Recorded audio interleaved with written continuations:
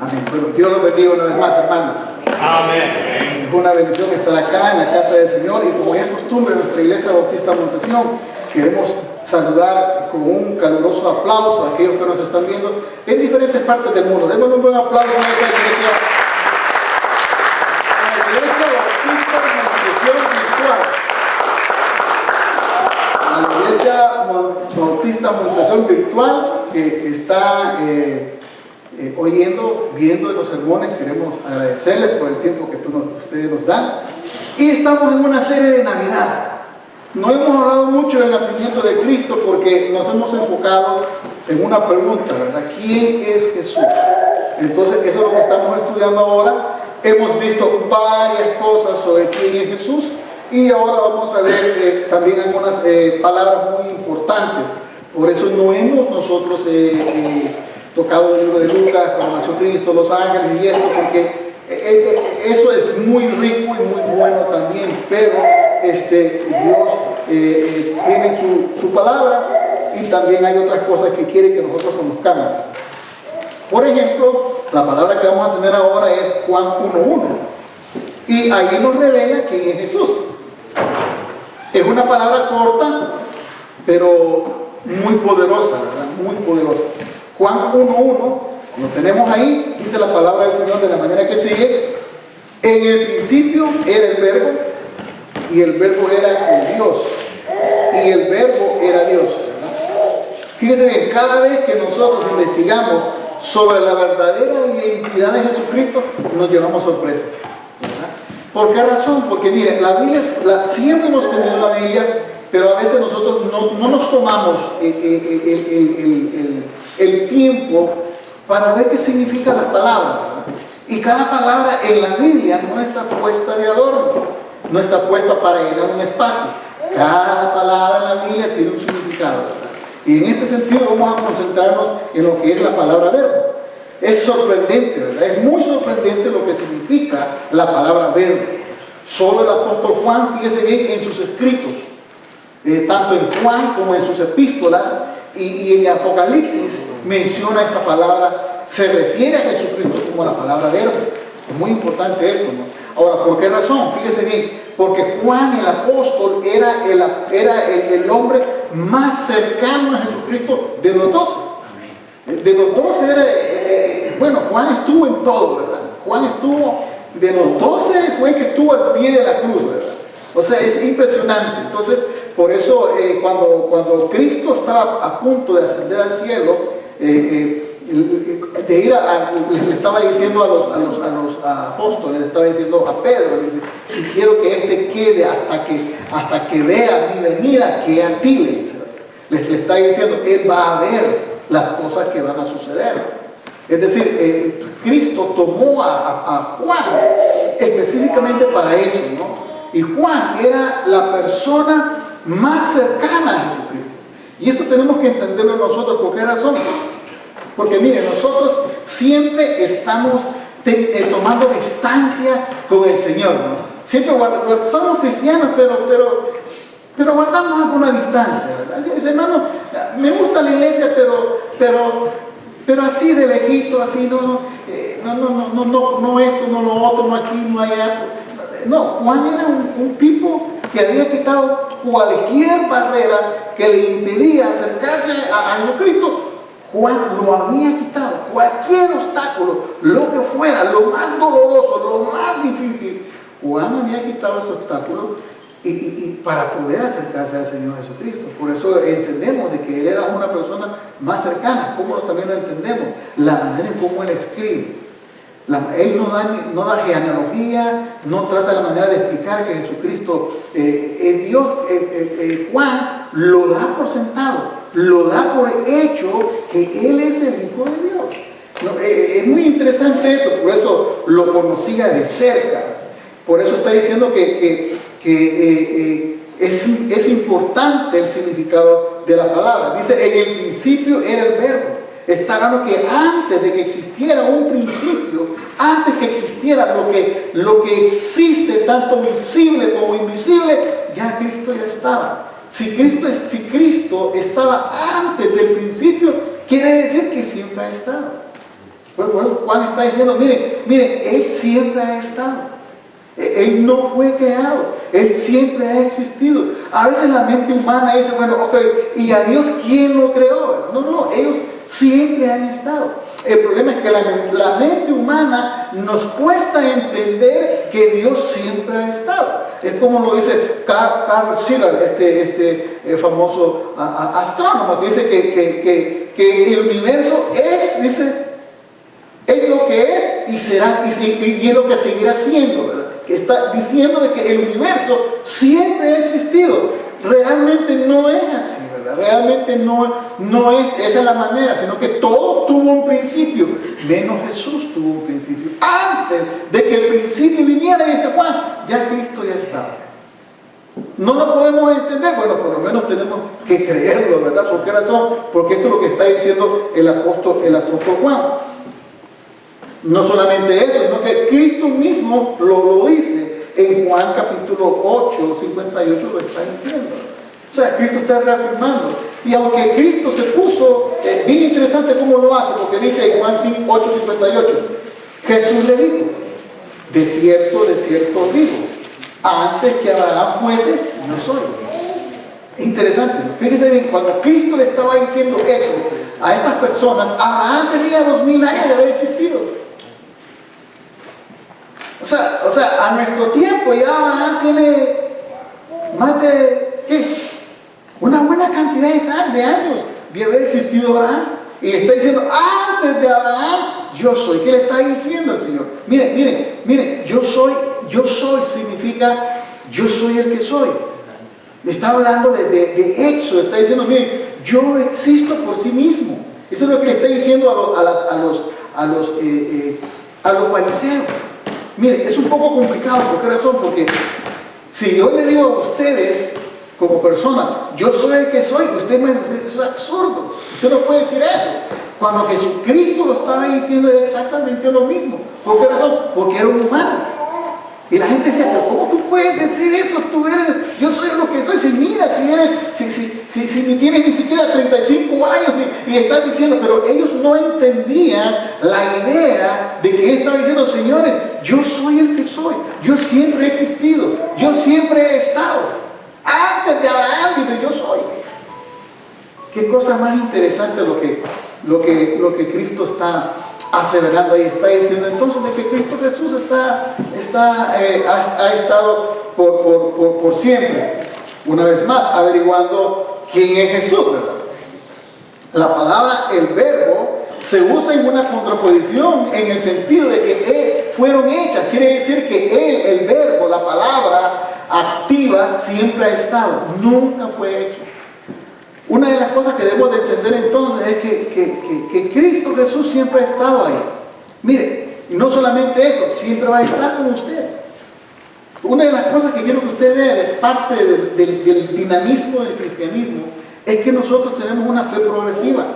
Nosotros no somos cristianos de tradición. Claro, celebramos algunas cosas porque así está la fecha, ¿no? Celebramos Navidad, pero es una tradición, pero más que tradición, nosotros lo hacemos rompiendo cualquier barrera de tradición. ¿Por qué razón? Porque no nos reunimos por tradición. Nos reunimos porque lo amamos a Él. Y porque como no hay una fecha, porque no hay una partida de nacimiento, un acta de nacimiento que diga el día tal, hijo de esto y lo otro vino, no hay nada.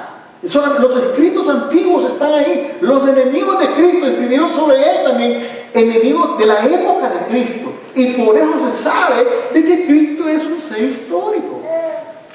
No sabemos cuándo fue la fecha. Eso no quiere decir que tampoco no lo vamos a celebrar. Quiere decir que lo vamos a hacer no es porque sucedió en un día determinado, es porque sucedió. Los astrónomos, miren qué interesante, los astrónomos, hay un hermano en Cristo que es aficionado a astrónomo, él no es astrónomo. Y él compró un programa de astronomía para ubicarse en el tiempo y en el espacio en que sucedió el fenómeno de la estrella. Porque la Biblia habla de una estrella. Y dice, pero ¿cómo una estrella pudo viajar? Y esto, las estrellas no viajan, las estrellas son fijas, se mantienen en el mismo lugar, no pueden moverse. Entonces él comenzó a investigar y llegó a descubrir que sí realmente existió lo que sucedió, ese fenómeno de la estrella. Entonces, ¿qué quiere decir? Que sí es un hecho sobrenatural, que sí es un hecho histórico que Jesucristo vino. Y no solamente eso, sino que ha cambiado la vida de muchas personas. No solamente eso, a 2000 años de haberse ido, hermano. Mire, a 2000 años de haberse ido, aún sigue impactando vidas. Hermano, hay gente que le ha entregado su corazón y su vida al Señor. Qué importante es esto. Por eso no nos fijamos tanto en la fecha como lo decía el canto, ¿verdad? La Navidad es Cristo. Es cierto, es bonito regalar, hermano. Es bonito recibir también, es bonito, ¿no? Pero mantengamos en mente que se trata del mejor regalo que nos han dado a nosotros de todos los tiempos. Que se trata de que vino en envoltorio, no trajo envoltorio. Al contrario, solo María tenía unos tapitos ahí para cubrirlo. Vino al descubierto. Y ese regalo nosotros tenemos que recibirlo. Entonces tenemos que, por eso hay un letrero en los carros que no sé si lo voy a decir en inglés, que dice Keep Christ in Christmas, ¿verdad? ¿Por qué razón? Porque es cierto, usted va a Nueva York y mire, lindísimas las tiendas, no he ido, pero le he visto en televisión. Y va a los moles, lindísimos los adornos, los todos, pero no ve un nacimiento. No lo va a ver. No lo va a ver. Y hubo un tamo que puso un nacimiento y lo demandaron por discriminación. No lo va a ver. Entonces, ¿qué sucede? Ayer fuimos con mi esposa a comprar algunas cositas y había alguna persona que no es de nuestra fe, de la que se tapan la cabecita de negro, Merry Christmas y un gorrito Robin. ¿Y esto qué es, verdad? Eso es una función de tradiciones. Entonces, lo que quiero que usted vea es, se trata de Cristo. Mantengamos eso siempre en mente. Y cuando se reúnen estas crismas, es una gran oportunidad para que usted les explique a sus hijos que se trata de Cristo. Es una gran oportunidad para que usted reúna a su familia, a su mujer y a sus hijos y le dé gracias a Dios. Y sea honesto en la oración. Señor, no sabemos cuándo veniste, Señor, pero lo importante es que viniste, Señor. Dale gracias a Dios por eso, ¿verdad? Eso es vital. ¿Por qué razón? Porque yo sé que a veces nos vamos a volver locos con la música y yo no olvido el año viejo porque me dejó una vieja suegra, una burra y un montón de cosas. No se trata de eso, ¿verdad? No se trata de eso, se trata de mantener a Cristo en la mente. Por eso dice, y el verbo era Dios, dice. Jesús como la segunda persona de la Trinidad dice, era Dios. Está diciendo que había una comunión. Mire, ¿por qué Dios vino? ¿Por qué Dios vino? ¿Por qué tuvo que hacer lo que tuvo que hacer y quitar todas las barreras que tuvo que quitar? ¿Por qué razón? Mire, porque dice que el verbo era con Dios. Cuando dice que el verbo era con Dios, está hablando de una comunión, de una adoración, de una exaltación mutua. Entonces Dios dice, yo quiero que los hombres participen de esta comunión. Dios le da mucha importancia a la comunión, la adoración, la exaltación. Él ama eso. Y dice, yo quiero que darle la oportunidad al hombre, que ellos también puedan tener esa oportunidad de adorar, esa oportunidad de exaltar a Dios. Ellos, la Trinidad, se comunican entre sí, se exaltan entre sí, se adoran entre sí. Dice, esto lo podemos compartirlo con los demás. Ya Dios lo compartió con los ángeles, ya Dios lo compartió con los 4 seres vivientes, con los 24 ancianos, con todas las huestes celestiales. Ya lo compartió, dice. Pero ahora dice Dios, ahora faltas tú. Amén. Ahora faltas. Y yo digo, mire, hermano, bueno, yo cuando oigo cantar a los hermanos, digo, wow, qué lindo cómo cantan, ¿no? Siempre me he preguntado yo, ¿cómo será un concierto en el cielo, ¿no? ¿Cómo será ese coro angelical, ¿verdad? A mí, bueno, me gustaría escuchar por lo menos empezar una pieza nada más, porque, por ejemplo, los ángeles que le cantaron a Jesucristo cuando nació, Bueno, en la televisión salen 4 ángeles nada más. No, dice que son huestes. Hueste, una hueste tiene 8,000 compuestos por. Dice, hueste, dice que había más de 16,000 ángeles cantándole al Señor. Imagínense un coro de más de 16,000 voces. No, hermano, mire, Pavarotti y yo creo que es pequeño, ¿no? Es interesante. O sea, por eso dice Dios, no, yo quiero que esa comunión que tenemos, que también la podamos compartir con los hombres, ¿verdad?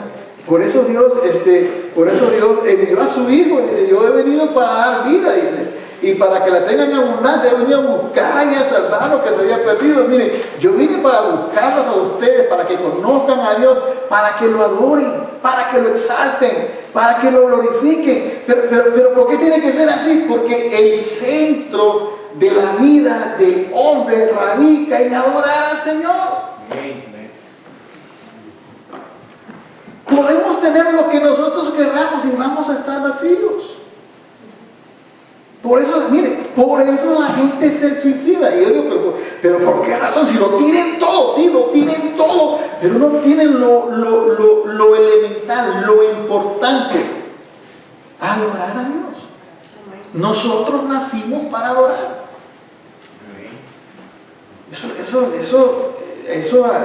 Esa es la naturaleza nuestra. Y aunque Cristo no disfrutó de todos los esplendores del cielo, la eternidad, dice, renunció, dice, voluntariamente. Él vino a este mundo, teniendo todas las prerrogativas, todo como un Dios, ¿no? Los ángeles le obedecen al pie de la letra, se caen por obedecer. Los ángeles lo adoran, ejecutan su voluntad al máximo. Y están llenos de gloria, de esplendor. Y dice que Él lo dejó todo, renunció voluntariamente a todo. Dice, ¿por qué razón? Para hacer posible que el hombre tenga comunión con Dios. Amén. Por eso a mí me encanta ese himno antiguo de Navidad, que dice, tú dejaste tu trono y tu corona por mí. Al venir a nacer a Belén, y es cierto, yo siempre lo recuerdo, Señor, tú dejaste tu trono, ¿verdad? Al venir a nacer a Belén. Tú que está diciendo, ¿sabes qué? Renunciaste a eso. Él dijo, no, yo prefiero ir allá a la tierra para que estos vengan al cielo, dijo el Señor. Y no dijo, no le voy a dar un green card. Le pone una ciudadanía en el cielo. O sea, no vamos a ser ciudadanos de segunda clase o lo que sea. Va a ser Dios ciudadano del cielo. Vino para eso. Si lográsemos entender esto, hermano, yo creo que la mentalidad nuestra sería completamente diferente. Por eso está diciendo el Señor de que Él vino específicamente para eso. La verdadera identidad de Cristo, del verbo. Y el verbo era Dios. La composición griega de la palabra verbo es muy interesante, porque dice que recarga que el verbo poseía los atributos de la deidad, ¿verdad? Es decir, Jesús el Mesías es Dios en plenitud. Por eso en el cristianismo no hay medias tintas. Las medias tintas se las han inventado los hombres.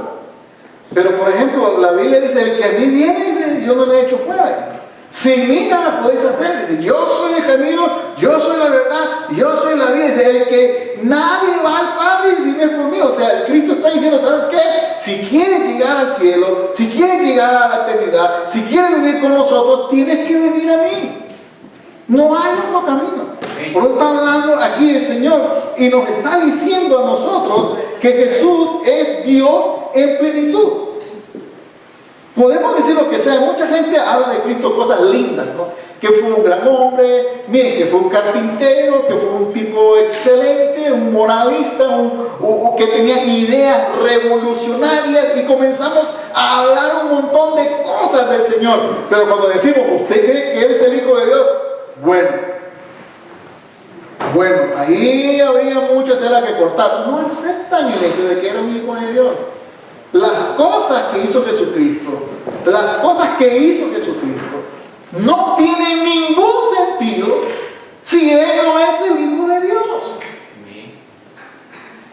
Si Cristo no es el Hijo de Dios, entonces fue un fanático, fue un loco. ¿Cómo se atrevió a decir que la salvación estaba en Él? ¿Cómo se atrevió a decir que para ir al cielo tenemos que pasar por Él? ¿Cómo se le ocurrió decir estas cosas? Sin embargo, vemos que la historia dice todo lo contrario. No vemos a Jesucristo pidiendo disculpas por lo que Él dijo. No vemos a Cristo corrigiéndose. Oh, disculpe, no quise decir esto. No lo encontramos en la Biblia. Cada palabra que Él dice tiene mucho peso. Por eso está hablando, está diciendo que es Dios en plenitud. Colosenses 2:9 lo está diciendo, porque en Él habita corporalmente la plenitud de la deidad. Incluso en su estado humano, jamás dejó de ser 100% Dios.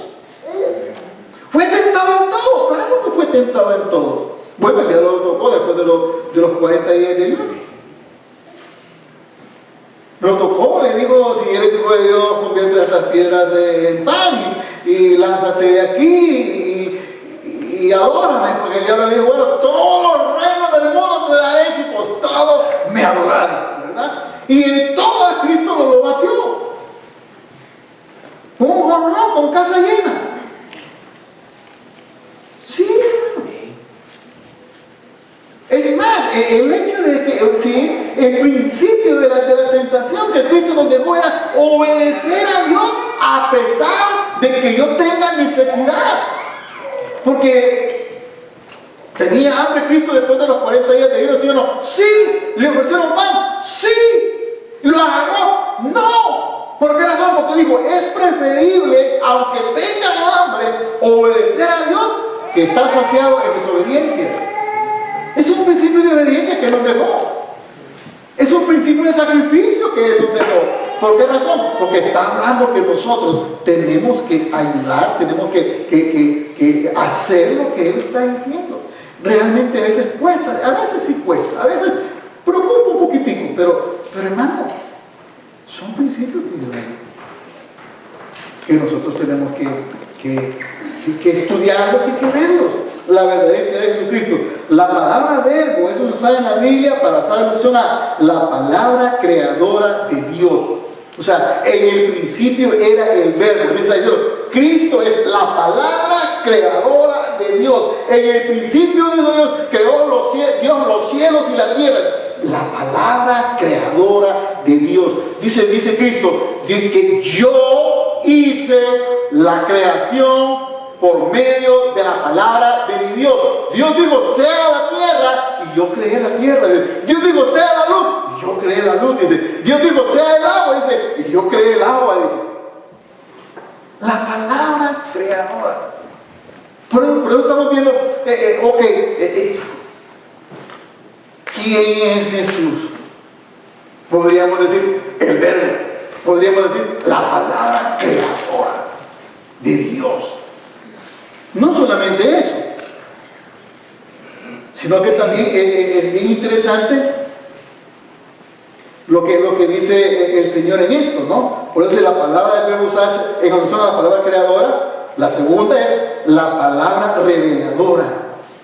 Miren, hoy que vamos a entrar nosotros a estudiar la palabra del Señor, qué bueno es que usted mire, antes de que usted lea la Biblia, órele a Dios. Esa es la clave. Ahora, fíjese bien. Mire. No se va a asustar por lo que Dios le va a decir. Porque Dios habla a través de la palabra. Entonces, cuando usted habla la Biblia, se va a ver reflejado usted. No el pastor, no el servidor, no el líder de grupo pequeño, no, es usted, porque la Biblia es un espejo. Es el único libro que nos habla a nosotros. Cuando nosotros lo leemos, nos está hablando a nosotros personalmente. Pues es la palabra reveladora. ¿Qué quiere decir? Bueno, que tenemos que orar a Dios para entenderla mejor. La Biblia, por eso muchos hablan un montón de locuras de la Biblia. Que es cualquier libro, que lo escribió un hombre, que el papel aguanta con lo que le ponen, que todo lo que dice ahí son incongruencias, que esas cosas no están confirmadas. ¿Por qué razón? Mire, para leer la Biblia, en primer lugar necesitamos tener al Espíritu Santo. Esa es una de las cosas que sucede. O sea, no es que lo vamos a leer, no es que cualquiera va a leer la Biblia, la va a leer así y la va a entender perfectamente. No, para leer la Biblia tú tienes que tener al Espíritu Santo. 2, para leer la Biblia tienes que pedirle a Dios que te la revele. No es así por así. Y yo le digo esto, mire, yo tengo ya 36 años en estas cosas. Mire, a veces me da risa y a veces me da frustración, ¿no? Leo la Biblia, pero si yo pasé por aquí hace mucho tiempo, yo leí esta parte de la Biblia hace mucho tiempo y hasta ahora la debo entender. ¿Cómo no? Palabra reveladora. El Espíritu Santo se encarga de que tú lo entiendas. Por eso es importante pedirle a Dios entendimiento en la palabra del Señor. Es importante eso. Es importante que usted lo haga. Tercero, es la palabra salvadora. Cuando dice que es la palabra salvadora, hermano, miren, debemos de entender de que Dios vino a salvar. Cristo dice, yo vine a buscar y a salvar. Esa es la palabra salvadora.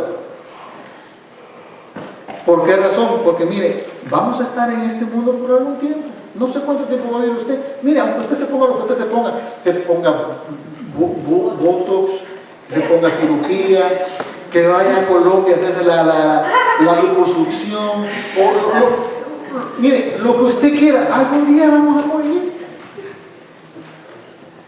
Algún día. Que tome vitaminas, antioxidantes, humectantes, y lo que usted quiera, algún día nos vamos a ir de este mundo. Dice Dios, ustedes no son de este mundo.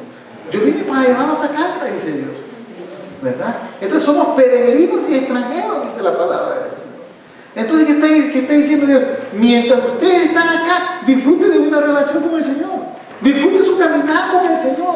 Disfruten su andar con Él. Disfruten de la experiencia que puede tener con el Señor. Pero a la vez entienda que Dios, mire, o Él viene por usted, o nosotros vamos a casa. La palabra salvadora. Los que creen en lo que Cristo dijo son salvos. Y de todas maneras andamos buscando a alguien en quien creer. Hay personas que creen en piedras, tienen un montón de piedras, creen en las piedras porque la piedra emite energía positiva y aleja la energía negativa y ponen piedras. Están creyendo en una piedra. El rojo, bueno, no es por la corbata tampoco, el rojo es para que no lleguen los malos espíritus en la casa. Está creyendo en el rojo. Eso sí, siempre estamos creyendo en algo. No, que compadre me dijo que el martes ni te embarques ni te cases porque es mala suerte. Siempre estamos creyendo en algo.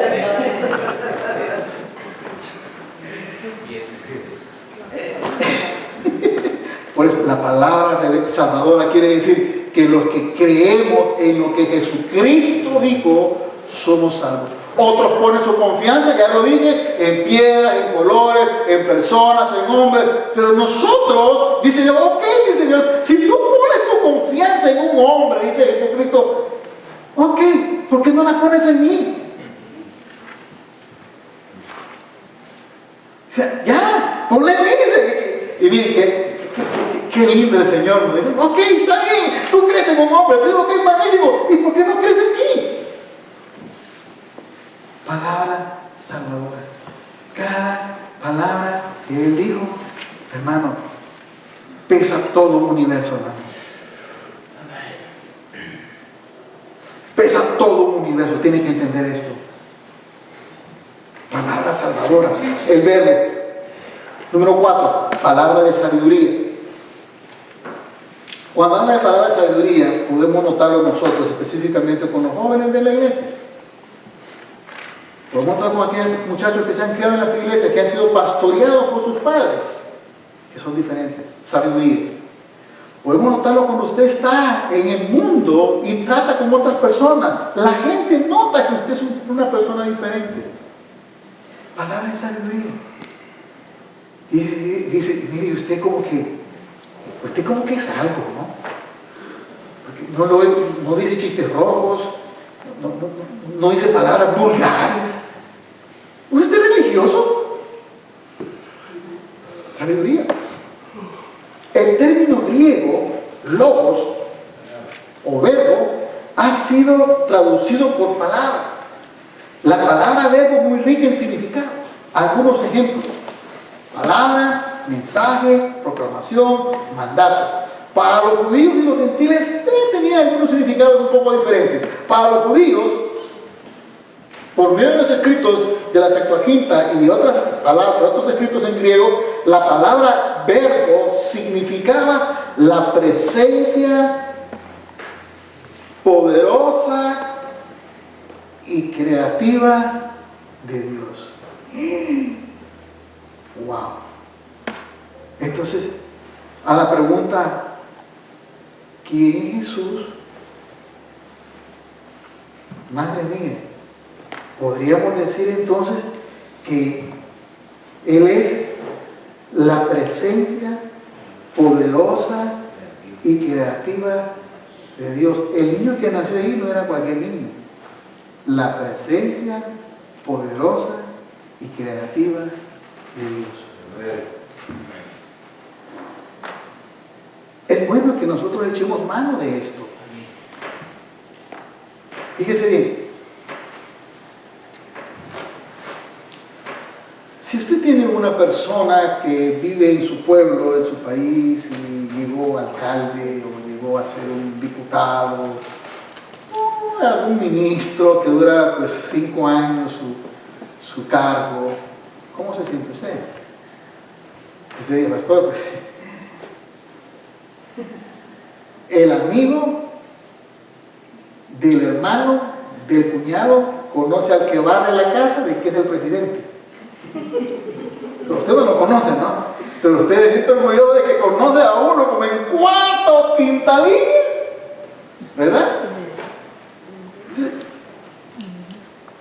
Siempre estamos buscando a alguien que sea más grande que nosotros, porque necesitamos en el instinto humano sentirnos protegidos por alguien. Una vez más, las piedras. ¿Por qué las piedras? Porque queremos protegernos. Una vez más, los colores. ¿Por qué los colores? ¿Por qué el rojo? ¿Por qué? Porque necesitamos protegernos. ¿Por qué la superstición? El martes ni te cases ni te mates. ¿Por qué razón? Porque necesitamos la protección. Y todas esas cosas se disipan cuando sabemos que el que habita al abrigo del Altísimo morará bajo las sombras de los Altísimo. Solo el que habita. Y cuando usted habita, hermano, al abrigo del Altísimo, mire, no hay mala suerte, no hay que le hicieron un embrujo, no hay que le están haciendo por allá una brujería que lo van a convertir en sapo. No existe nada de eso. ¿Por qué razón? Porque si bien es cierto que la fuerza del mal existe, hay una fuerza superior a la fuerza del mal que la aplastó en la cruz del Calvario y con la tumba vacía. No tienes por qué temer. No tienes por qué temer. ¿Cuáles son sus temores? No es cierto que cuando nos miramos en el espejo y digo, wow, Señor, te mandaste conmigo. Pero vemos alguna cana por aquí, ¿verdad? Y nos dan dos cosas. Una, me la arranco o me la pinto. ¿Verdad? Hermano, qué bueno es entender que nos estamos acercando cada día más a Dios. Amén. Qué bueno es saber que cada día que pasa me acerca más a Dios. Qué bueno es saber que cada día que pasa es un día menos para que Dios venga. Y qué bueno es saber que a nosotros nos encanta celebrar los cumpleaños, ¿verdad? Nos encanta, hermano, happy birthday, hermano. Qué bueno, sí. Pero no es un año más. Es uno menos. ¿Qué cosa más interesante lo que dice el verbo? Para los griegos pensaban en la palabra verbo era un sentido filosófico. Miren los griegos. Pensaban que el verbo era la unidad coherente que llena el universo y lo ordena. Entonces quiere decir que ya no puedo confiar en el horóscopo. No. Porque Virgo, Sagitario, Libra, Cáncer, Géminis y todas esas cosas, Cristo es mucho más que superior que todas esas cosas. Hay un poder más potente y glorioso que todas esas cosas. Huerto del mercado perdió su empleo y el niño prodigio también. Miren lo que dice, miren el concepto griego para la palabra verbo. Esto es muy interesante, hermano. Es muy interesante. Los griegos pensaban que el verbo en un sentido filosófico era la unidad coherente que llena el universo y lo pone en orden.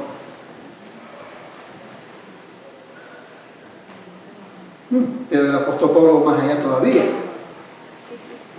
Más allá de la comprensión de griegos y judíos, en el Evangelio que lleva su nombre, le asigna el término el verbo a la persona histórica de Jesucristo. Y aquel verbo fue hecho carne y habitó entre nosotros, vimos su gloria. Gloria como el unigénito del Padre, lleno de gracia y de verdad. Y a la vez el escritor de Hebreos lo dice también, lo identifica con la suprema revelación personal de Dios en la historia de la humanidad. Dios, habiendo hablado muchas veces y de muchas maneras en otro tiempo a los padres por los profetas, en estos postreros días nos ha hablado por el Hijo, a quien constituyó heredero de todo y por quien asimismo hizo el universo, el cual, siendo el resplandor de su gloria y la imagen misma de su sustancia, y el que sustenta todas las cosas con la palabra de su poder, habiendo efectuado la purificación de nuestros pecados por medio de sí mismo, se sentó a la diestra de la majestad en las alturas. La palabra verbo está, hermano, qué cosa interesante. Es decir, Juan le adjudica la palabra verbo a Jesucristo como el que ordena el espacio, como la presencia poderosa y creadora de Dios. A la pregunta, ¿quién es Jesús? La presencia poderosa de Dios. A la pregunta, ¿quién es Jesús? El que creó el universo y el que lo mantiene en orden por su palabra. Yo me pongo, me siento aplastado. ¿Ah? Me siento, me siento inmensamente lleno de gozo. Pero ¿cómo es esto? Si nosotros nos sacamos el pecho porque conocemos a una persona que está en cargo del gobierno, hermano, el Señor está por encima de todas esas cosas. Y ¿sabe una cosa? Le encanta hablar con nosotros. ¿Usted notaba que a veces es difícil conseguir alguna audiencia con una gente importante? Sí, mire, sí, yo quiero hablar con fulano de tal. Bueno, vamos a ver mi agenda. 25 de enero del año 2025. Ya se murió el cliente. Ya se murió. Y con él usted puede hablar todos los días. No hay audiencia. En cualquier lugar, en la casa, en el trabajo, en la calle, donde sea. Bueno, mire, ¿sabe dónde me encanta orar a mí? Cuando voy en un avión. Le digo, Señor, si esta cosa se queda sin gasolina, no vamos a hacer como El Salvador, ¿verdad? Que se quedaron los buses de gasolina, empújenlo. ¿Cómo, Señor? Aquí soy tuyo 100%, ¿verdad? Fíjate bien, yo quiero que tú entiendas de que ese poder creador está con nosotros, ¿no? A mí me parece fantástico, ¿no? El que ordena el universo está con nosotros. Hermano, a mí me parece fantástico, a mí me parece genial. Quiere decir que ese que pone en orden, ese que hace que las estrellas no choquen, ese que hace que hay una cantidad de meteoritos y no chocan contra la tierra y que los desvía, ese que mantiene en orden, no una estrella, millones de estrellas, ese que dicen los científicos que cada segundo una estrella, cada segundo está creando una estrella y la está poniendo en un lugar específicamente que él sabe. Y no solamente eso, Isaías dice que las conoce la cantidad y por nombre. ¡Wow!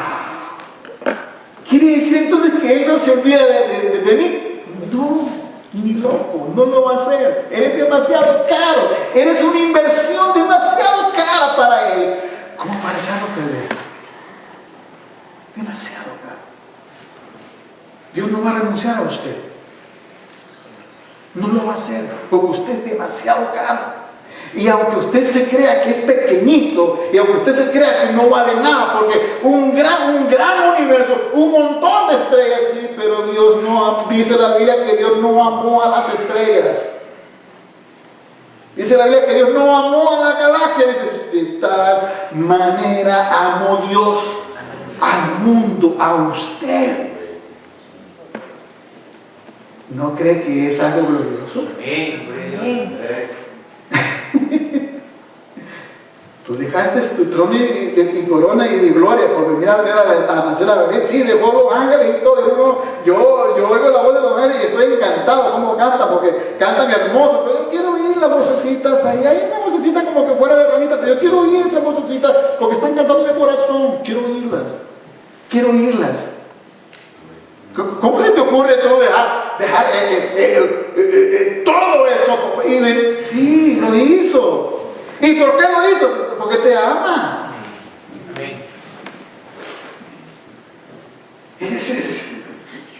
Dios no se muere por nosotros, murió por nosotros. No se muere, Él murió por nosotros. Y Dios te amo tanto que estoy dispuesto a morir. ¿Cuál muerte? Muerte de cruz, pero no importa. Yo quiero morir por ti. Oye, en esta Navidad no te sientas solo. Y si no tienes pavo que comer, o como dicen en El Salvador, eso es una palabra que no sale en el diccionario, es muy salvadoreña, chompipollo. Porque le meten tantas inyecciones a los pollos que son grandes, así, me salió la palabra. Aunque no tengas nada que comer, Cristo está contigo. Amén. Eso es muy importante. Y bueno, yo sé que en esta cultura no lo hacen, pues si no tienes nada que estrenar. Porque en nuestros países se acostumbra a estrenar en Christmas. Yo recuerdo que en mi país, no teníamos muchos recursos financieros, ¿no? Escondía un pantalón y una camisa desde agosto. Los zapatos no los compró, los zapatos de mí. Yo los escondía ahí, no me los ponía. Y yo me desesperaba por Christmas. Apenas el 20, ya 21, ya, no, o sea, Y cuando me ponía la ropa guardada, que yo quería, la planchaba bien, de tal manera que se viera lo más nueva posible. Y salía a lucir mis ropas nuevas con mis amigas. ¡Ah, esa ropa te la pusiste tal día! Ahí está.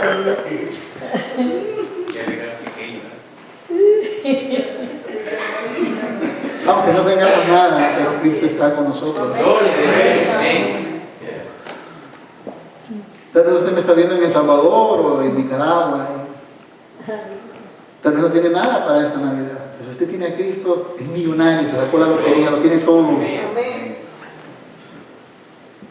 Lo tiene todo. Eso está dicho, lo tiene todo. Por eso me encanta la revelación de Jesucristo, cómo Él lo hace, cómo Él le adjudica esta tremenda palabra al Señor Jesucristo. Qué bueno esto, ¿no?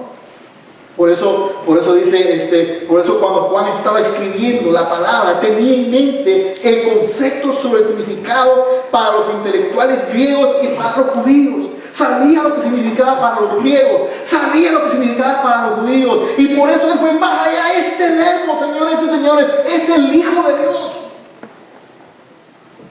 Qué cosa más interesante. Juan aplicó la palabra como una referencia única al Señor Jesucristo. Por lo tanto, el uso de la palabra en la filosofía griega no es el único contexto del pensamiento de Juan, en un sentido puramente estratégico. La expresión bíblica del verbo sirve como un puente conceptual y lingüístico que no solamente alcanza a los judíos, sino también a los gentiles. Juan escribió, dice, señores, la presencia poderosa y creadora de Dios es Jesucristo.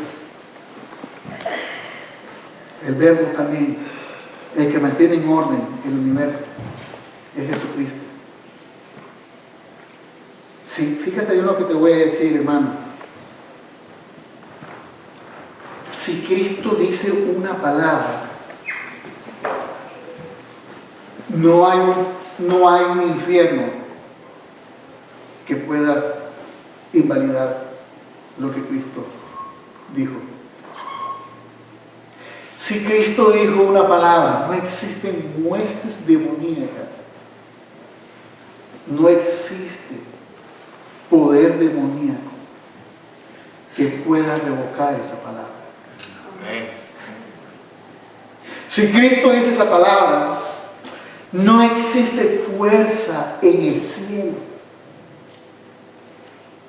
que pueda revocar lo que Cristo dijo. Por eso el Señor, con aplomo, con autoridad, con sencillez, con una voz firme, con una voz clara, declaró: el cielo y la tierra pasarán, pero mi palabra. No hay fuerza ni en el cielo, ni en la tierra, ni en el infierno, ni debajo de la tierra que pueda invalidar lo que Dios dijo.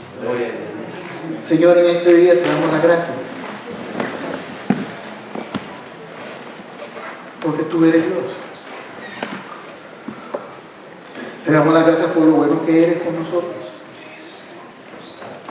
Te damos las gracias porque una vez se te ocurrió la brillante idea, ya lo tenías planeado desde antes de la creación del mundo, Señor.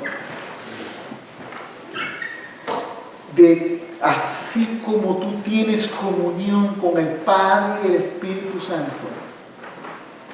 así como los ángeles, arcángeles, las huestes celestiales, los seres vivientes, los 24 ancianos, se postran ante ti, Señor, en una comunión sin precedentes en la historia de la humanidad, Señor. Así deseas que nosotros, mortales, imperfectos, hijos de la tierra, Señor, polvo al fin, nos invitas en el nombre de Jesús a que tengamos comunión contigo, Señor. Qué gran privilegio, qué gran honor. Qué gran honor que en nuestro corazón está la fuerza creadora. Qué gran privilegio y honor que en nosotros está el que mantiene en orden el universo. Está con nosotros. Qué privilegio, qué gran honor, Señor. Bendice, Señor Dios, a mis hermanos y que comprendan este hermoso regalo de Navidad, Señor. Bendícelos, Padre. En el nombre de Cristo Jesús, oro por aquellos que no te conocen, Señor, para que tú les des una oportunidad. Quiero hacer una oración para aquellos que están sin Cristo, que no le conocen, que no saben quién es Cristo. Le pido en el nombre del Señor que lo reciba como el Señor de su vida. No hablamos de una religión, hablamos de un encuentro personal y decisivo con el Señor. La oración dice de esta manera, repítala conmigo si quiere hacerla, dice de esta manera: Señor Jesús, yo creo que tú eres Dios. Yo creo que tú eres el Hijo de Dios. Yo reconozco que he pecado. Yo reconozco, Señor, que no te he tomado en cuenta en toda mi vida. Yo te suplico de todo corazón que me perdones, que me laves con tu sangre y que me limpies de toda maldad. Señor, yo entiendo que viniste acá para llevarnos a casa, Señor. Yo quiero esa esperanza de estar en tu presencia. Por eso yo te recibo como el Señor y Salvador de mi vida. En el nombre de Jesús. Amén. Si usted hizo esta oración creyendo, le puedo decir feliz Navidad, porque Cristo nació de usted. Y si bien pues el norte de Nueva Jersey, somos la iglesia Bautista Montesión en Littleton. Usted métase a Google y será bienvenido acá. Haga el ánimo de venir. Dios le bendiga.